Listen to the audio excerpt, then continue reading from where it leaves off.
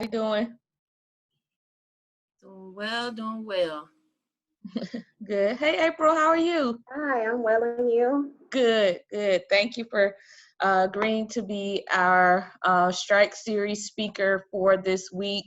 As you know, because you were on one of the calls last week, we had several other alumni, 3 last week, and we're happy to have you this week. Next week, we will have Melvin Middleton Jr., who will be our speaker next week, Wednesday at 3. So we're going to go ahead and turn it over to you, April, and then we will have some comments from our students or faculty who may be joining us as well. As you saw in the flyer, April is a 2004 graduate of Florida A&M University's College of Education, and will be having a presentation today. So I think I should be able to share my screen with you all. Make sure that's up. So I'll go ahead and get that started.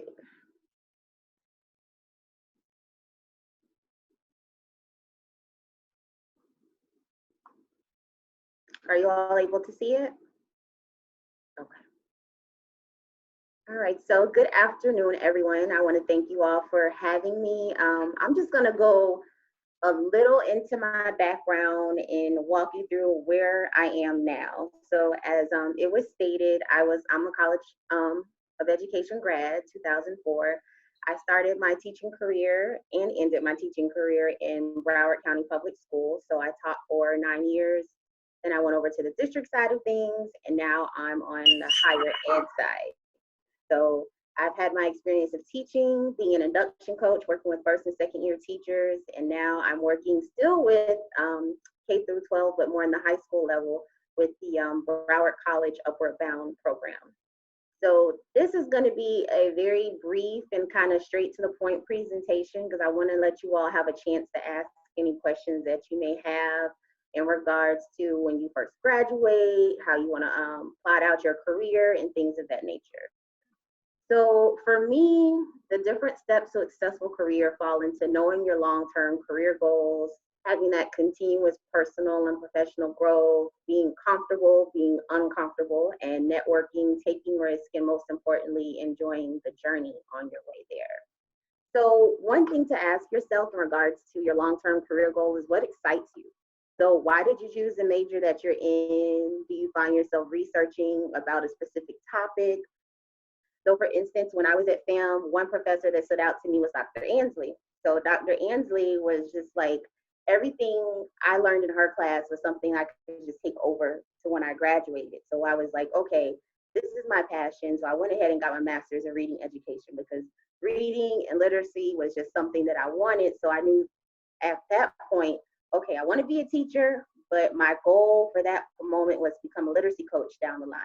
So knowing what excites you and what you're passionate about is really going to help you with your career goals. What is your ultimate goal? The perfect career in your head that aligns with your passions and what can you see yourself retiring in. And then it's okay to change your mind along the way. There are many experiences that we have that sometimes we're like, this may not be for me. For one moment, I was down the path of maybe I want to be an assistant principal or a principal, and having that experience or exposure to different areas, I was like, well, maybe this is just not the path that I'm ready to take, or it's not something that I can see myself doing long term. And so that's when I had to do a little reflecting to see where I wanted to go at that point.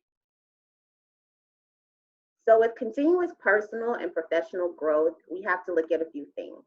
So let me go back. We have to be up on all the new trends and research. No matter what you do, you need to be on top of everything. Nobody's going to be perfect, so you need to be a continuous learner, but be up to date with all the trends. So you're speaking on things that you actually know. Attend trainings when you're not required. A lot of the times when I was in the classroom or even within the district, a lot of times you heard teachers saying, well, why do I have to go to this training? I don't want to go to this professional development. They're making us do this, they're making us do that. And a lot of the times it's to help you in the long run. And that goes to the next one. If you see something new coming, start learning about it now. So all of you that are in education, I would say right now, while we have this downtime in a sense, it's time to start looking at virtual education. How is online learning going to look from this point on? Because I just have a feeling that after all of this is said and done, that online teaching is going to be more relevant in our careers moving forward. So now it's time to start researching if you can get certifications on online teaching, or how to set up online classrooms and be well versed in things like Canvas and Blackboard. Those are things that can honestly help you, but you'll be above and ahead of the game when it's time for it to roll out. One big thing is having continuous self-reflection as you grow, because a lot of the times you may say, oh, I didn't get this position, or I wasn't allowed to lead this project because this person didn't like me, or this person did this. But sometimes you have to hold that mirror up and look at ourselves. What can I change about myself? What do I need to know more about? Am I good with working in teams? Am I good with delegating? Do I want to just hog all the credit? Am I willing to share the work? So those are just different things that, you know, you have to look at with self-reflection. Am I really applying myself? Am I really giving it my all, or am I just kind of like skating by doing the bare minimum, thinking I'm going to see different results? And never stop learning, and always prepare yourself for the next move. So be comfortable being uncomfortable. So I always like the quote of, sometimes we are uncomfortable because we have outgrown the space that we're in. I noticed that within my career, I've had what I call my 3-year itch. So after 3 years in a certain school or grade level or position, I find myself like ready to move on, or I want something new, more challenging. So growth will feel uncomfortable because it's somewhere that you've never been before. So at times you have to be willing to be uncomfortable in that space while you get acclimated and familiar with where you are moving forward. So figure out what makes you uncomfortable and conquer it. So a lot of the times at first I used to kind of be like, oh, I don't want to speak in front of people too much. I'm comfortable in front of my students when I'm teaching. Like, just put me in front of kids, I can go. Put me in front of adults, and I'm kind of like, I shy away. I asked my principal, could I lead a staff development one time? And I was like, okay, I was so scared. I was shaking throughout the whole thing. And then it's like, once you do it and you get your feedback, and I always tell people, get feedback no matter what you're doing, because you can always improve what you've done before. And once I did that, you just couldn't stop me from presenting. And that's why I went on to do instructional facilitation within the district as well. So making sure that you know what makes you uncomfortable, don't shy away from it, but instead conquer it. One big thing that I noticed within education is we don't like to network too much. We stay within our own little circles. I know here, when we have different networking events, it's a lot of businesses or corporations, and you're like, well, maybe I just don't fit in that area. I don't see how I could really network with somebody. But you'd be surprised at how many organizations or companies are looking for teachers. Now, this presentation isn't to take you out of the classroom. I want you all to stay in the classroom. We need our teachers. But I just want you to know, as you move down the line, if it is something that you are interested in, make sure that you are networking, okay? Because you can still have a career in education where you're touching a lot of students instead of just being in the classroom. So treat every conversation that you have like an interview. Even right now, while you are still enrolled in school, every conversation is an interview. When you're doing your field experience, your student teaching, you don't know how those principals are looking. They may be ready to hire you right before you leave. There's a shortage in teachers. They need us, but they want high quality teachers. And you graduate from FAMU, you're automatically high quality, but they want to make sure that they're picking the right person. So follow up when you meet somebody. If somebody's saying, hey, I really like the conversation I had with you, you may have a lot to offer here, or I know somebody that's looking for this type of person, follow up with them within at least 48 hours. Don't let more than 48 hours pass. So, send that thank you email. It was nice to meet you. And when you send that email, attach that resume, because you just never know. They may be able to pass it on to somebody else. You meet many different people who know others that can move you forward. Tap into your college network. You'll be surprised how many FAMU alumni I've met along the way that have actually introduced me to different people. I've been on many interview panels, and they're saying afterwards, oh, you went to FAMU, I know you'll be a good choice, or they'll have that conversation. And even if they'll give you feedback if you didn't get the job, next time do this, but tapping into those networks and organizations. Now, I know we say a lot of it's about who you know. I believe it's about who you know, but who knows you as well. Because you can know different people people, but if they don't know you, they don't know your work, it's really not going to make a big difference. So making sure that other people know who you are and that your work speaks for you. Keep business cards on you at all times because you never know who you'll meet. I know teachers, we really don't have business cards, but we have Vistaprint, we have Uprint. You have to sell yourself. You always have to be ready to put yourself out there. You may be tutoring something, put that on your card. You know, I'm an expert in math, I'm an expert in science, I tutor, I do this, but you have a way to keep in contact with that person instead of just saying, oh, I'll be in touch, but you are exchanging something. You're getting their business card, they're getting yours, and they have you on their radar. And join organizations that align to your goals. Now, I know in South Florida, it's kind of hard. And a lot of the times I join different organizations and I'm the only brown face girl in the room. And that can be intimidating at times, but you have to hold your own and just know I'm here for this purpose. This is my goal. And how can this organization help me? And the most recent organization that I applied for was Leadership Florida, the education class, and that really was beneficial. And I was in a room with district superintendents, other people in big areas. So it's just like you get to learn from others and they kind of help you. And you're like a big family at the end. So you're all automatically making that network there. So joining different organizations that align to the goals that you have at the moment and where you see yourself down the line. Taking risks. I'm going to skip to the bottom. All the worst they can say is no. And that's how I live my life. All they can say is no. In every interview, you can learn from your interviews. So just because you may not get the interview, it may be a question they ask you and you kind of stumbled on it, or you didn't think you were qualified or hadn't done that. Kind of as soon as you get back to your car, write it down. Say, okay, let me go back to this question. Maybe it is something I've done before, and maybe I can answer it different next time. So you learn from every interview. They see your face. They may not want you for that position, but they may want you for something else. And don't sell yourself short. When I was a teacher, I used to say, well, I only taught, or I've only done this. Don't sell yourself short, because those are some skills that a lot of people are looking for. You have the corporate trainers in these different areas. They used to be teachers. Think about if you're using like iReady with your students, curriculum associates, all those people that are selling those products or training teachers were teachers that actually use the product. So don't just say I'm only a teacher or I've only been in the classroom. You have a lot to give and people want what you have. So apply for the job even if you don't think you're qualified. And I am big on this one because the position that I have now, I just took a risk. I applied for it. I was like, I don't think I'm going to be ready for higher ed. They're going to probably want somebody with experience. I don't have a degree in this area. But to my surprise, they were looking for somebody that came from the school board, because in the position, we still work with Broward County Public Schools, but with their 9th through 12th graders. So they needed somebody that had those connections, that knew certain people within the district and how to get things going. So I applied, even though I didn't think I was qualified, and I got the call back to do an interview. So I always tell people, if you're looking, take that risk, because you just never know. And most importantly, enjoy the journey. And this is one of my favorite quotes: success is a journey, not a destination. It requires constant effort, vigilance, and reevaluation. So those are just some points I kind of wanted to go through with you all. And I just wanted to have this as an interactive session for you to ask any questions that you may have at this moment. So I'm open. Okay. April, if you could, oh, thank you. So that way I can see the chat. So thank you very much. Do we have any questions from our students? This call, I was just looking through the names. A lot of them are some of our current interns in secondary and elementary ed. So we'd love to have questions from the students. Either you can post them in the chat or ask April directly.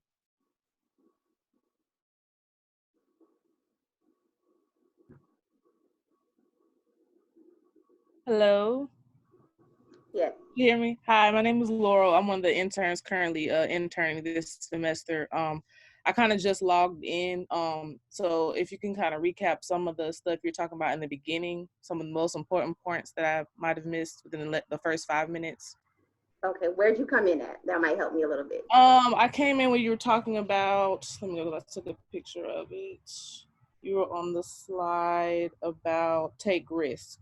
Oh, I'm sorry, the network. I'm sorry, you were on the network slide. Okay, so before it was talking about making sure that you stay up to date with different research. So making sure if it's something that you're interested in, that you're reading up on it. You're up with the current trends. If you see something coming down the line, like it's a new program or something's coming along, make sure you do your research, learn about it. A lot of the times when something's brand new, they offer trainings and certifications for free. So for instance, with me, when I was a literacy coach at a middle school, we had, I'm not sure if y'all familiar with the new teacher center, but they came into our district and they wanted to train instructional coaches. So it was their whole coaching program, how to do coaching language and things like that. And my principal was like, we have this coming, I want you to attend. And I was kind of like, oh, another thing on my plate. But I knew that I wanted to, advance myself and enhance my career. So I went, and honestly, going to that training opened up the position for me to be an induction coach, because we were the first ones to get that information of, hey, your district just signed a contract with us and we're hiring 12 new people. So we're just making sure that, even though it may not be relevant at the moment, that it will be down the line, and never just turning away an opportunity, especially if you can take it. Okay, thank you. That was very helpful. You're welcome.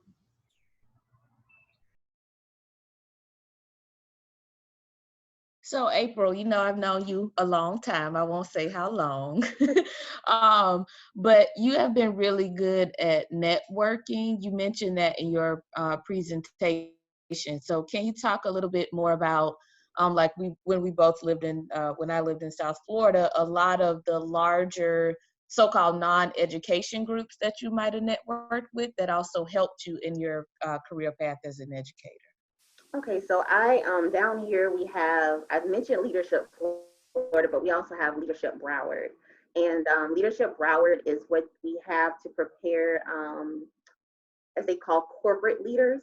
So they really don't pay a lot of attention to educators, but if you just put yourself out there, so going to events such as Leadership Broward events, young professionals. So any young professionals group that you can join, you never know who you can meet there. Emerge Broward was one. So if you look in your whatever area that you're in, if you like kind of just do a Google search for young professionals, there's one. I just joined the Library Foundation Board down here. So that was actually helpful in regards to, I can now network because literacy is my passion, and now we're just going to go out there into the community and help that way. So just finding different areas, even if it doesn't align to teaching, but it's a passion of yours, whether it's something with community service, because while you're doing that, you're going to end up talking to somebody, and then you're automatically networking whether you realize it or not. Can you talk about, since you're on the topic of network, this is Francis Moyes, can you talk about LinkedIn? I shared with many students how important it is to use that. You shared the importance of having a card on you. Mm-hmm. What is your viewpoints on LinkedIn?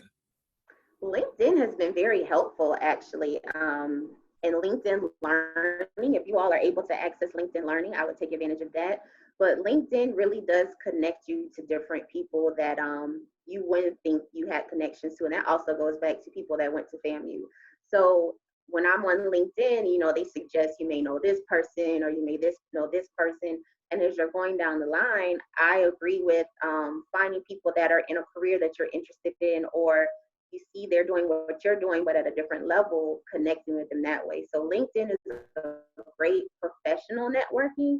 And I just tell people, if you're on LinkedIn, please don't treat it like Facebook. Please don't try to post just any random, comments or posts. Remember that it's very professional. It's you can keep your resume, not resume, but your profile open, and it lets different organizations, businesses, school boards, districts know that you're looking for a job if you are looking for a job. And it's like a brief snapshot of who you are. So you can also put your organizations that you're in. You have different endorsements from different people on there. So LinkedIn can be very beneficial if somebody's looking. So also, if you're applying for a job, 9 times out of 10, they're going to go to LinkedIn or social media to kind of get a glimpse of who this candidate is as well.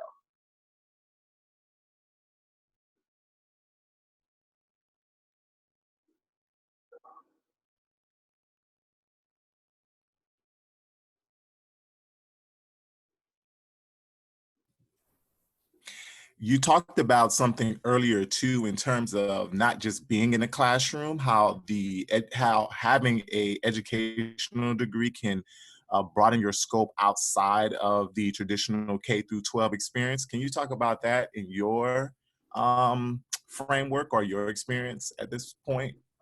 Okay, so a lot of people think so my major was elementary education. So a lot of people think, oh, you just did elementary education, you're just going to be a teacher. So when I got my master's, was in reading education, that expanded me from K through 12 with that certification.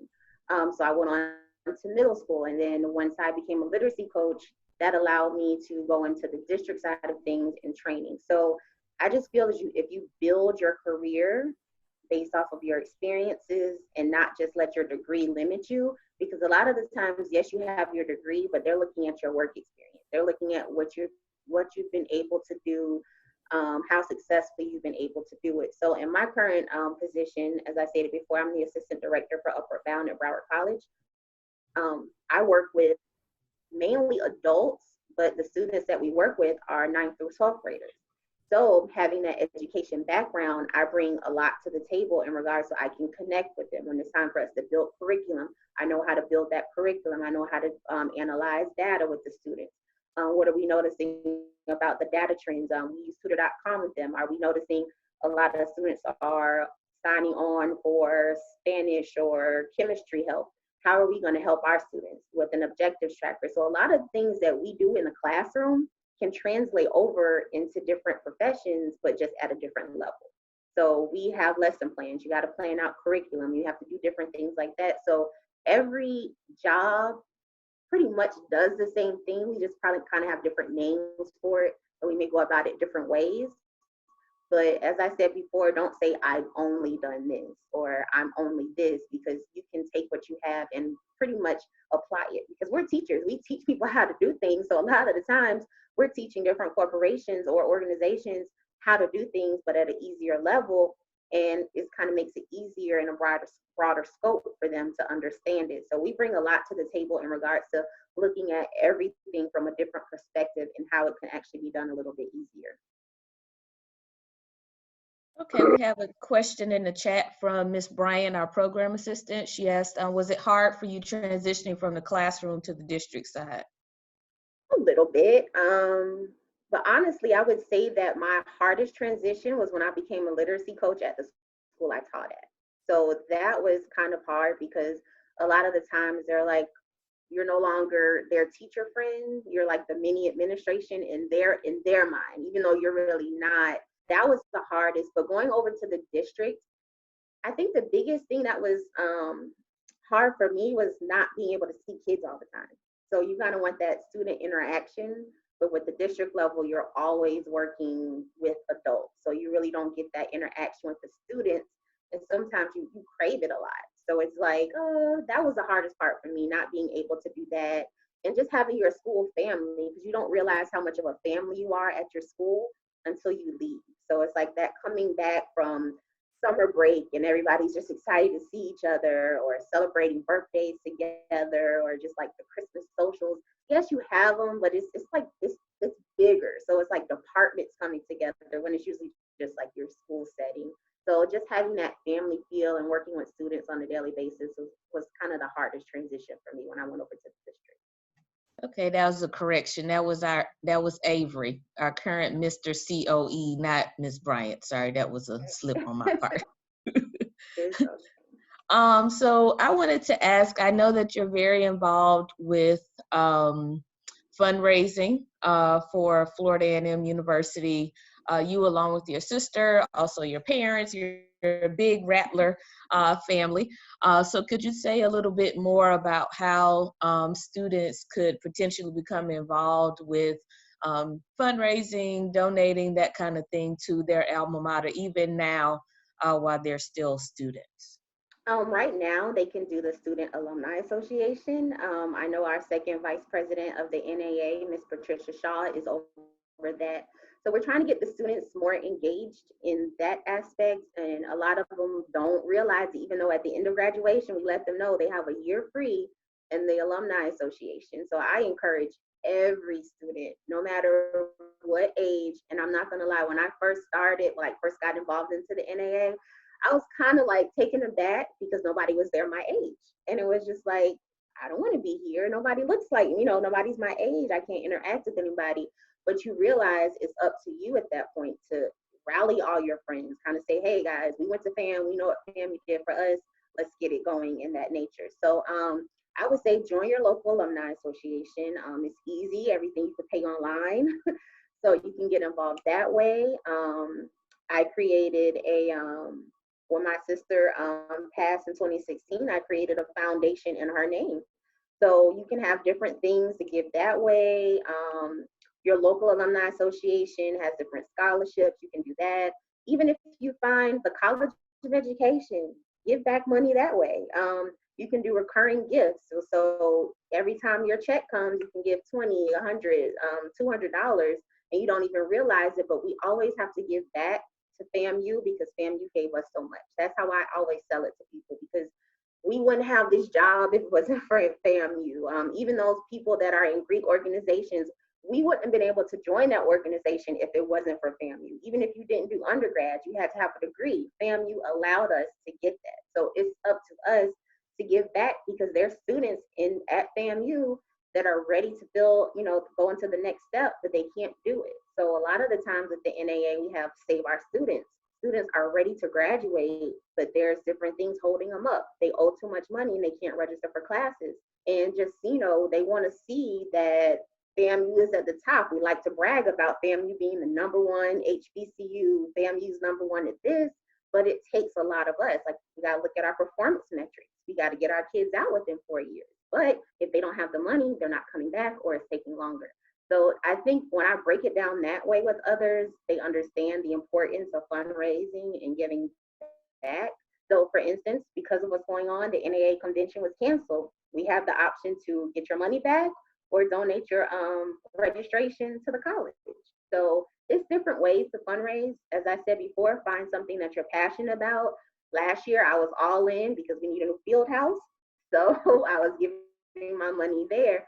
But you can change it up, find a different way, even if it's a little amount. Maybe you come out of college not making a lot, $5, $10, $15, $20. It's something that you're giving back, but just start increasing that giving as you go, because I just think it's something we owe FAMU because it did so much for us.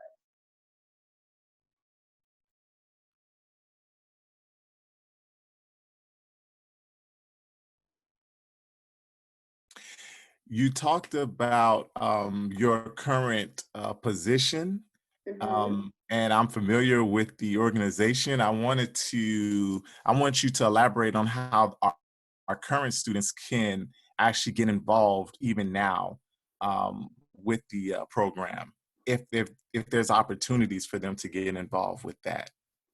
Okay, so I know FAMU has TRIO. They have the upward bound, but it's mainly the math and science and ELC. So with our upward bound, we are just the basic upward bound, and we have ELC. So if you have a TRIO program within your city or your area, they usually hire tutors. You can go out and you can speak, you can mentor. So we're always open to have anybody come out and work with the kids. Right now, even through this all, I just hired 2 new people. I put it on, actually, since you were the one who brought up LinkedIn, I put it on my LinkedIn. We're hiring. I wanted some FAMU people. And surprisingly, and it wasn't, I'm going to put this, since we are being recorded, I'm going to put this out there. The 2 people that ended up being hired were FAMU grads. Awesome. So, I didn't have anything to do with it, but they were FAMU grads. And I tell people, we stand out. When I was an induction coach and I would go out to the different schools helping first-year teachers, without anybody telling me who they were or what school they went to, I could automatically point out somebody that graduated from FAMU's College of Education.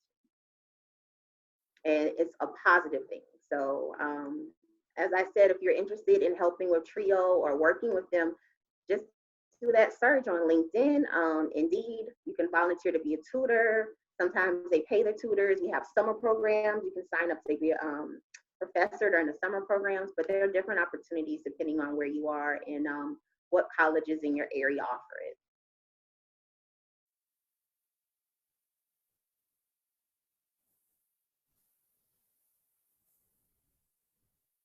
Can you talk a little bit more about what you think was the greatest benefit that you got from the College of Ed? You mentioned before being in Dr. Ansley's class, really encouraging you to go on to graduate school and specialize in reading. But can you talk a little bit more about how that environment fostered a certain kind of understanding for you about education? It made me see the importance of education, because all the professors at FAM let you know that it was important, you know, so they cared about your education, and them instilling that in us made me take it out there. So I tell people, FAMU's College of Ed, even the undergrad, they teach us stuff that they're teaching people at the grad level. And for instance, when I did do my graduate degree, I was in class, we were doing just a regular discussion, and I started like sharing different things that I had learned. And the professor after class kind of came up to me and she said, well, where did you go to undergrad? And I told her, and lo and behold, she said, you had Dr. Ansley. And this was at FIU. So it's like, you know, people know our program. So it's just, the College of Ed is a family in itself, because, you know, a lot of people are like, well, I don't want to be a teacher. Why do you want to be a teacher? But we are truly passionate about what we do. And I think that's what makes us stand out, those of us that major in education. You're truly passionate about education. You're passionate about making a change in the lives of others. So I think that, and the high standards that were held to, you're not just, oh, just because you're in education. We had to do a lot, and I'm sure they still have to do a lot now. And I was in that class, they were grandfathered in right before you had to pass like the GK and the subject area before you could student teach. And I think that's very beneficial, because now the teachers that are out here are losing their jobs because they can't pass the test. So I think we're held to a higher standard, and it pays off in the end when we go into the classroom.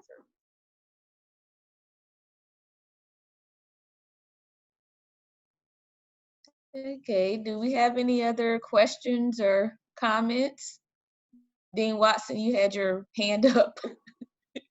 I was actually clapping. I was actually saying, hi, Miss Freeman. It's so good to see you on our Zoom. Hi. Yeah, I was like clapping and affirming what you were saying, because our students don't necessarily see it now, all the hard work that they're putting in, but it definitely is going to pay off in the end. When they receive the jobs, they don't have to scramble to take those certification tests. They will have already had them. Yes. And so all of your wisdom nuggets that you provided are exceptional. So I'm happy to have you here, and happy that they get to hear from you. Thank you. And I love the pink wall. It's so cute. Oh. Thank you.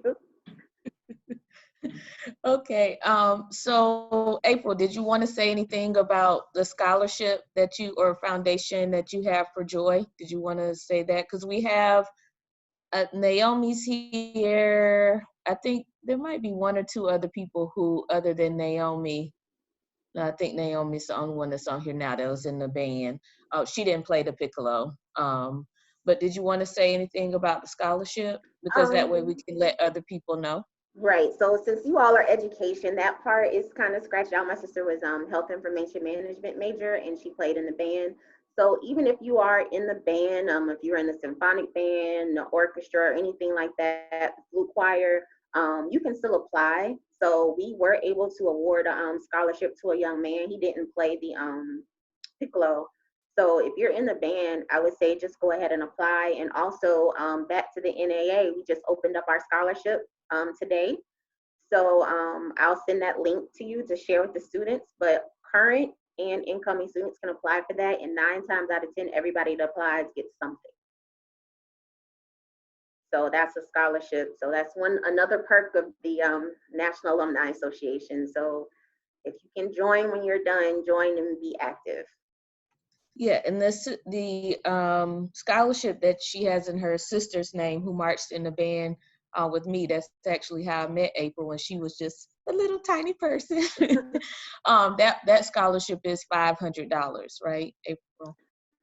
It's it's 1,000. So Okay. we do 5 in the spring, 5 in the fall. Yeah. Yeah. So I know we have a lot of music ed people, so you guys may want to share that with other music ed students if they're not aware. that they could definitely and should definitely apply, because Joy was not only a phenomenal musician, but also just a tremendous person and supporter of FAMU.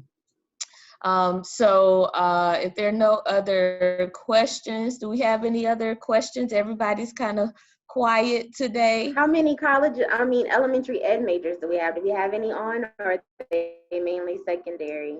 No, we have, so Avery Bryant, who asked you a question, he's elementary ed. Blakely, she's elementary ed. Looking, Krista. So there are probably like 3 or 4 on this call right now. You've got Amari, Dr. Shakira. Oh, and Amari. Thank you, Dr. Newell. And Alicia. Oh, Alicia. Okay, I missed. Hi, Alicia. Dr. Newell. I didn't know you were on here. I had Dr. Newell too. Yeah, it's Mary. That's my ID. And yeah, Miss Ellis is one of my elementary majors. We just got out of class. Okay. Smith and BB was Krista. I think that's it.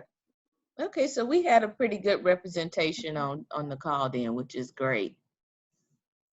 Any other questions? Ms.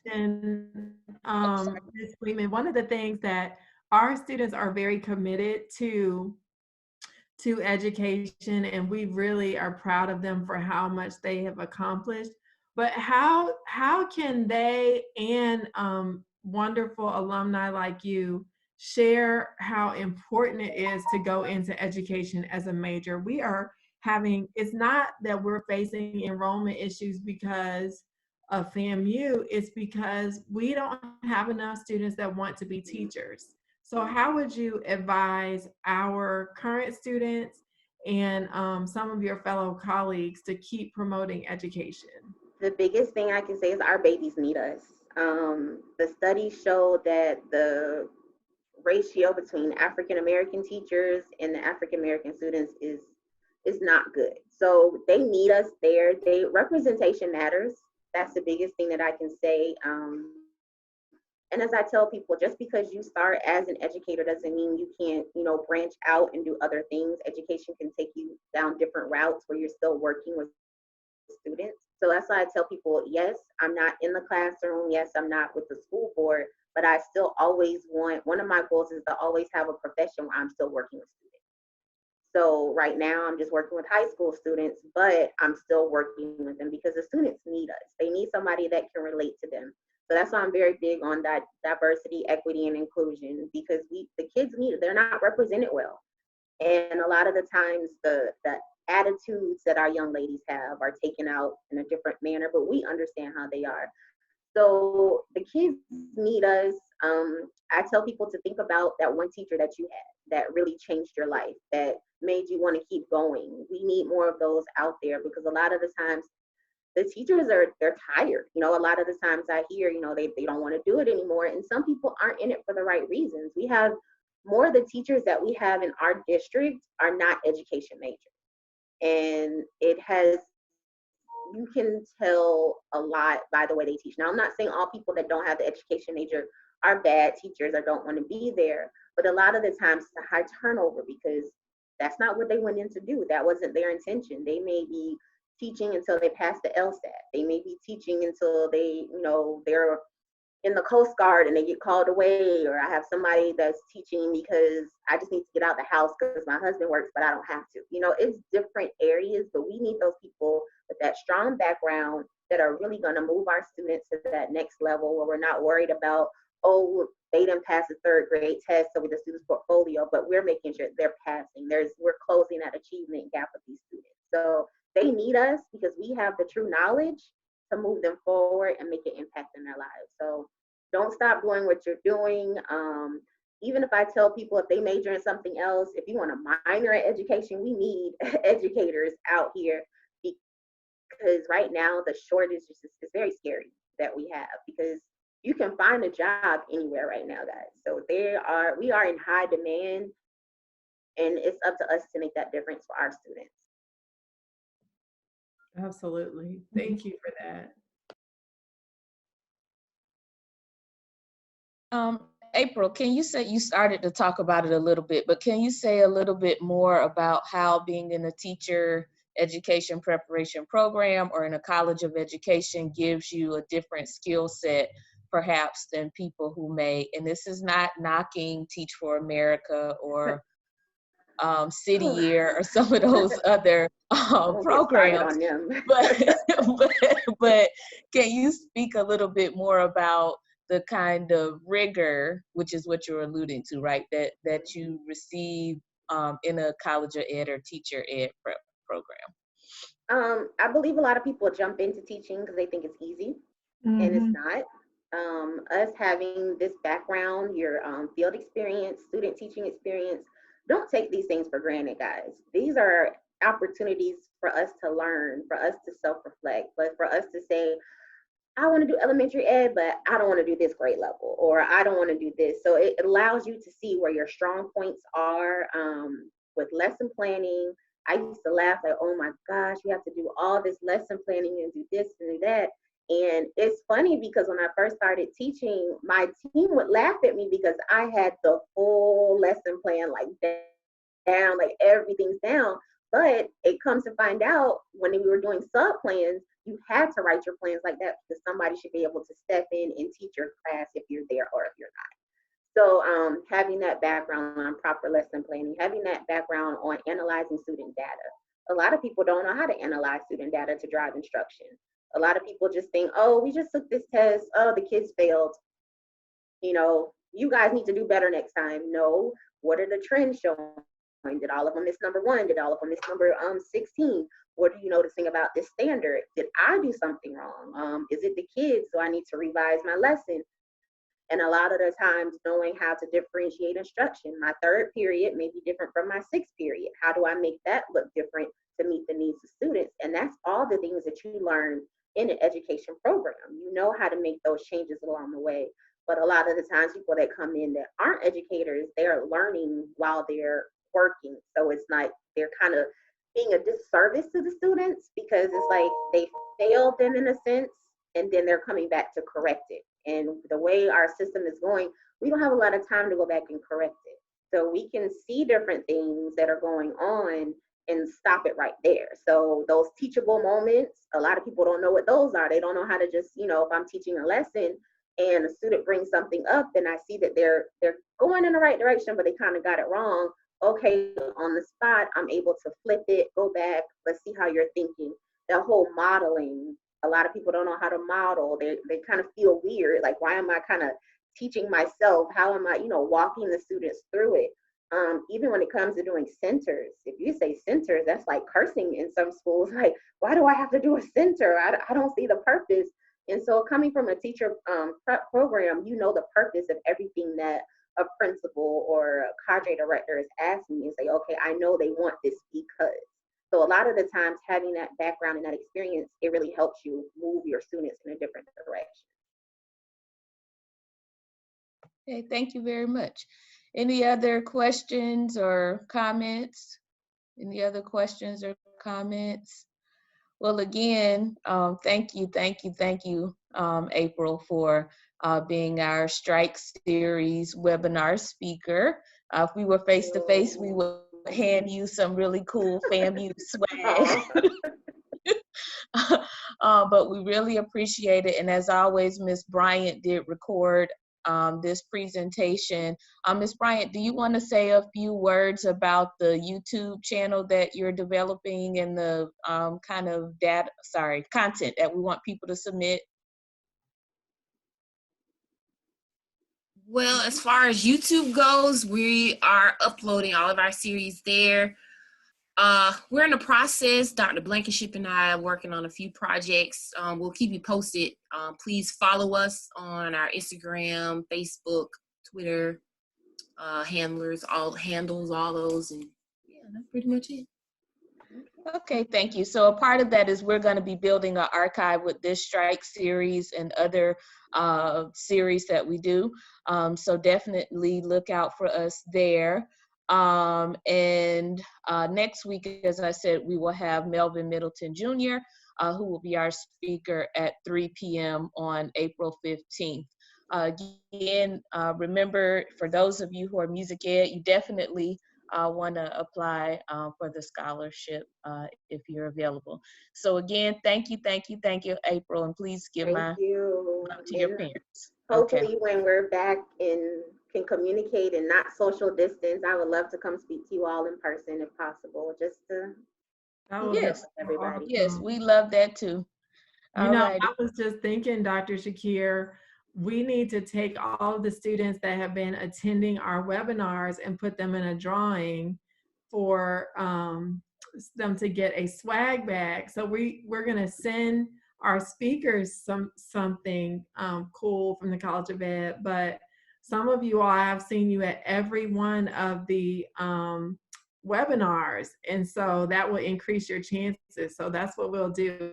We'll do a randomized contest and choose the winners. Which is great, because then when you're in your classrooms, you can have all your FAMU stuff, that subliminal messaging that you will go to FAMU and graduate in 4 years. That's the hardest part of my job. I can't recruit, but I had Dr. Bellamy on talking to our kids yesterday, so That's awesome. we're trying to get them to FAMU. That's so good. Well, thank you for all that you do to keep FAMU great. All right. Thank you. Bye-bye. Thank you for having me. Bye-bye. Thank you. Bye-bye.